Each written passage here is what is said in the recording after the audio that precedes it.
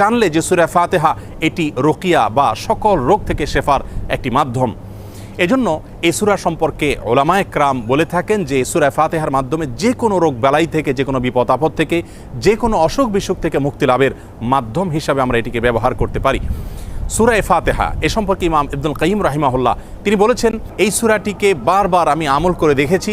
আমার জীবনে যখনই কঠিন কোনো ব্যথায় আমি আক্রান্ত হয়েছি, কাতর হয়েছি, তখনই এই সূরা পাঠ করে ফু দিয়ে সে ব্যথার জায়গাকে মুছেছি। আল্লাহ রাব্বুল আলামিন বিস্ময়করভাবে, অলৌকিকভাবে আমাকে সুস্থতা এবং আরোগ্য দান করেছেন।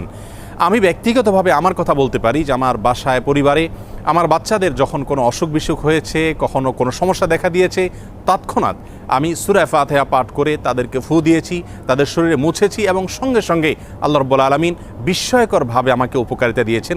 আর এরকম ঘটনা আমার জীবনে ২-৪ বার নয়, বরং অগণিতবার ঘটেছে। এজন্য সূরা ফাতিহা এটিকে যদি কেউ যথাযথভাবে আমল করতে